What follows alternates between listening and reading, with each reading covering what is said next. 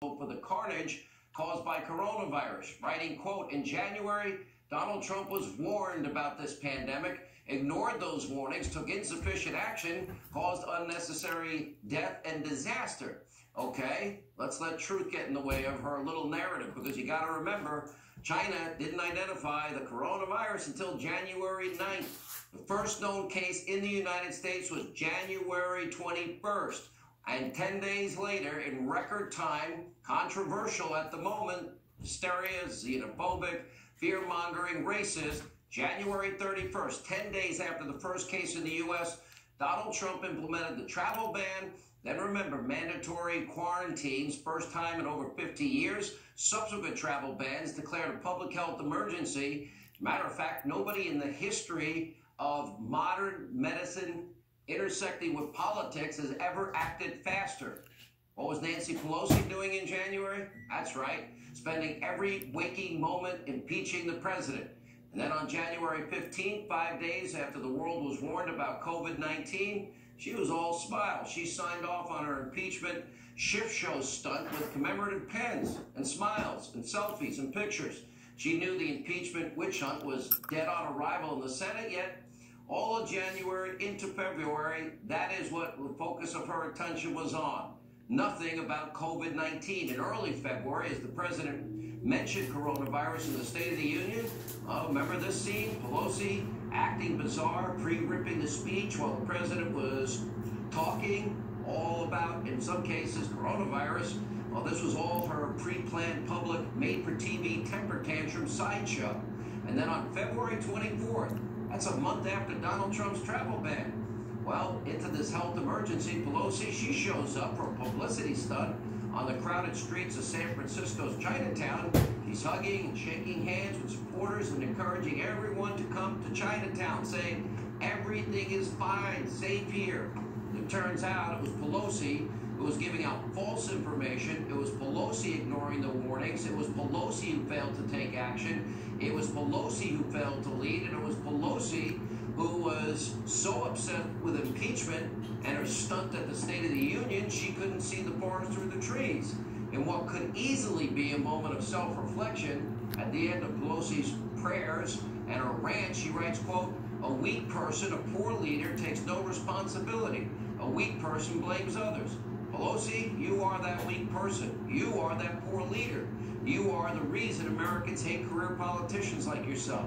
Even in the middle of a national emergency, pandemic, Pelosi is putting politics, just like every other Democrat, before anything else.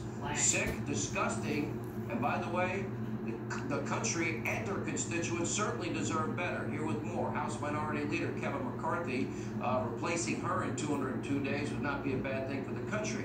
Think about it.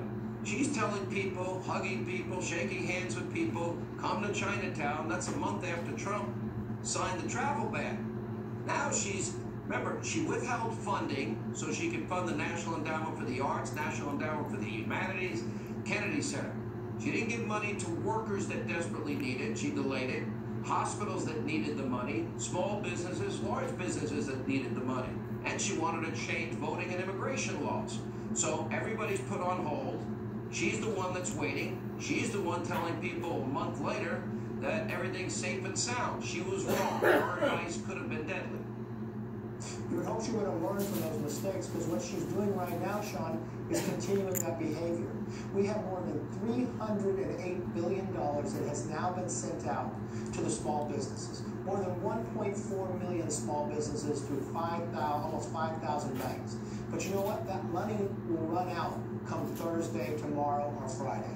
But Nancy Pelosi is holding up approval of more money that would keep the small businesses afloat, keep their employees paid for, and paying their rent. But Pelosi says no, because every moment of the time she wants to play politics and try to change history, just as she tries to blame this president, President Trump, who took that action.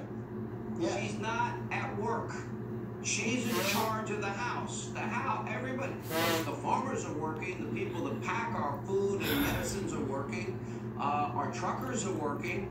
Our healthcare workers are working. Our manufacturers that produce all the safety equipment are working. She's not working. She's in a gated community in a multi-million-dollar mansion flying in a private jet with a huge carbon footprint. Why isn't she at work? We all should be at work. You see the president working every single day, putting task force together, leading this nation. He was right about shutting down those flights. If we all pause for one moment and just sit and think about China deflecting, China going out and lying to the public, that directly led to Americans dying. And now we have Nancy Pelosi holding up the money to keep small business employees hired. Here's what the message has got to be. Look, I understand why Republicans finally had to throw up their hands, couldn't wait any longer. She held the money hostage the last time. Why? To fund the Kennedy Center for the Arts and the National Endowment for the Arts and Humanities and all the other crap. Here's my advice. She's holding necessary money for American workers and small businesses hostage again. But this time you guys can't give in. Sit there. Money held hostage by Pelosi. Day 1, day 2, I'll make up graphics on this show. Pelosi holds workers' money hostage. That's it. And count it down until she's willing to fund what is so necessary and not waste, fraud, and abuse in the process. And you watch, this is a program that is working. It's going to small businesses clear across America. Everybody has the opportunity for it. It's about to run out of money because it is successful. And that money is used to pay for employees.